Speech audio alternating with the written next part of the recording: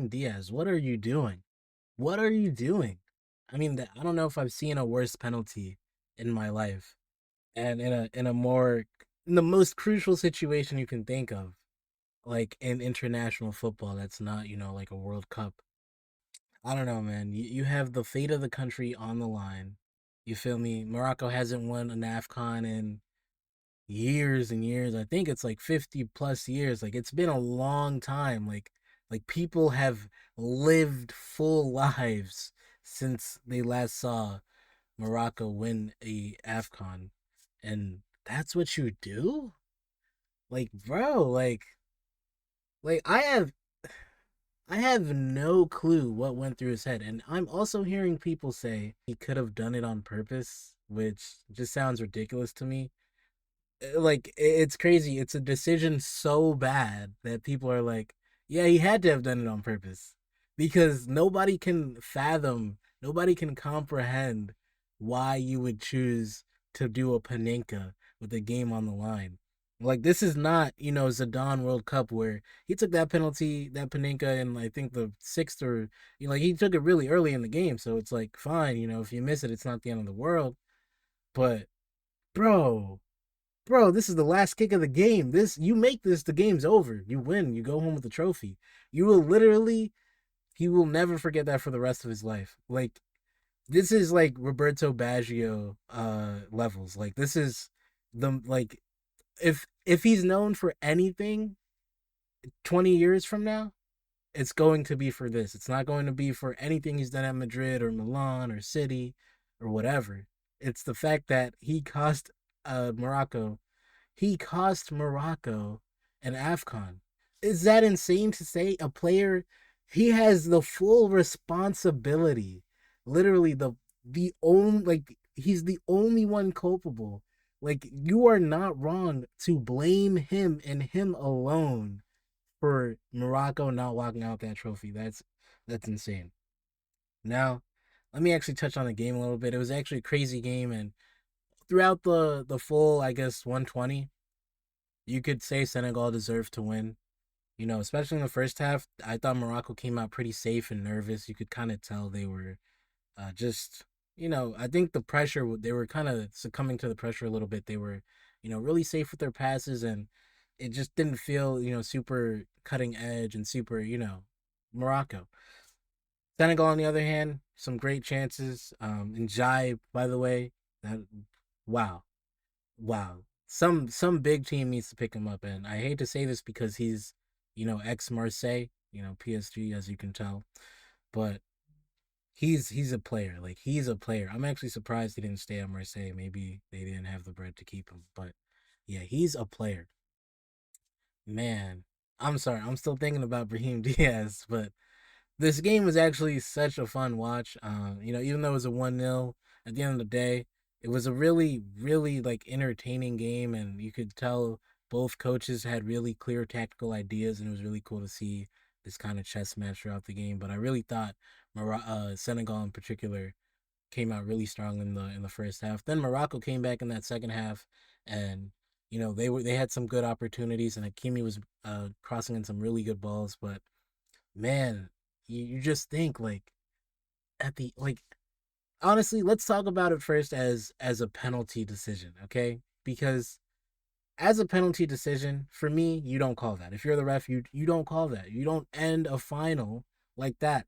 Now, obviously, you have to be objective, right? At the end of the day, you call the game the same way throughout the 90 minutes, sure. But this is like a routine offense on corners that generally don't get called, right?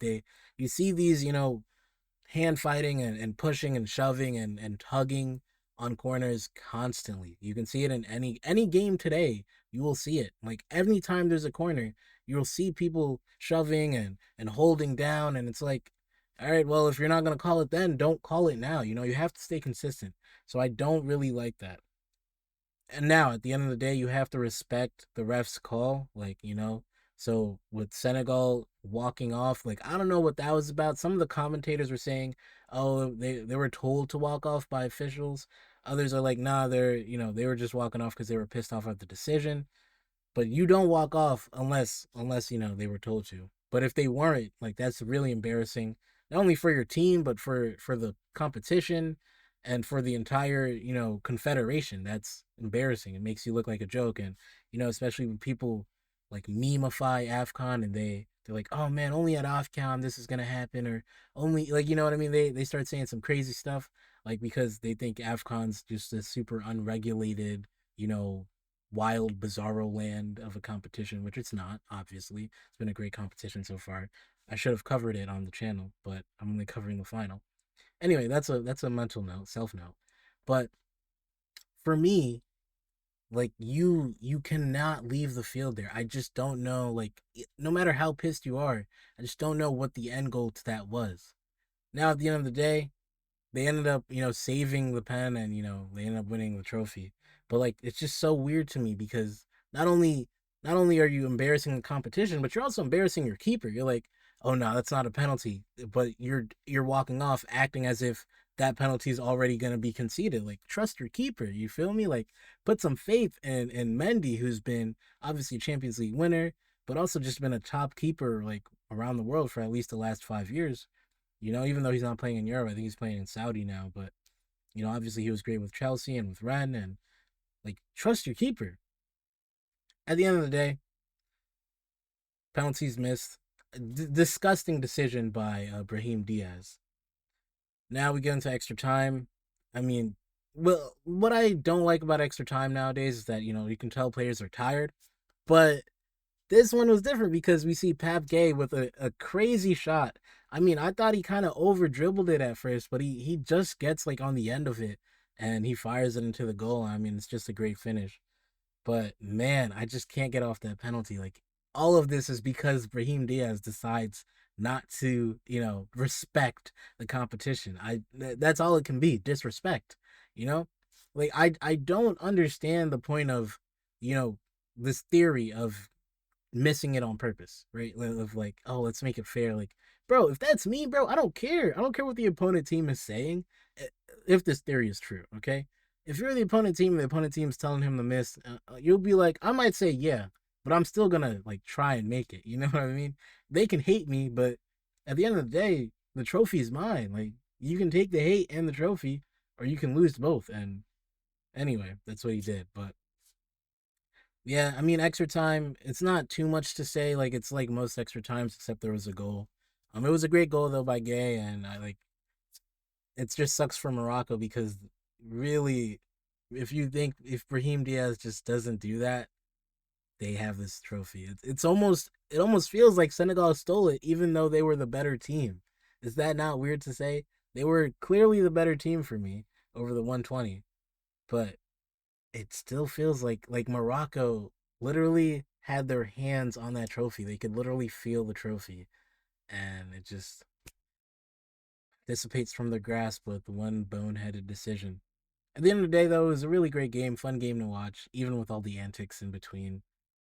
It sucks for Morocco. I'm happy though for my guy Ibrahim Mbaye, plays for Senegal. Came on, had a really great shot, which almost won it before that penalty. I think. He hit it like with his left foot, and Bono made a crazy save. But yeah, I mean, it's nice for him. He's only I think 17 or 18, so I mean, you already have the UCL. He's won Intercontinental, I think. Yeah, he won the Intercontinental Cup, and then he won the Super Cup with us, and now AFCON winner. Sucks for Hakimi though, because obviously, I mean, he got injured. He went through all this rehab. If you check his social media feed, he went through all this rehab to get better in time, and he did. And unfortunately, it's just heartbreaking for him to end it this way. But the good thing about the AFCON is that it, at least for now, because we know it's going to move to a 4 year cycle after I think 2028. There's going to be one next year, I'm pretty sure. So you get another chance if you're Hakimi, but yeah, it sucks for him because he came back from a lot to get ready for this. So I feel a little bad about that. At the end of the day, look, I think if you're going off the 120, Senegal deserved to win it. Still heartbreaking for Morocco. And before that, it was heartbreaking for Senegal because I don't even think the penalty should have been called, in the first place. But man, it's just such a final where it's like You feel bad for both teams, but at the end of the day, I think Senegal deserved to win. It just sucks. It really does. If you're Moroccan, I'd feel like Brahim, get you some security, bro, because nah, why would you do that? Anyway, thank you guys for watching. I'll we got some UCL I think in the midweek, right? I'll obviously cover PSG versus Sporting if I can get my words out. And yeah, and also some other games. I think Monaco goes to Madrid this week, and I think there's probably another great game. We'll check it out. We'll see. But yeah, until next time, it's Ali Footy. Adios.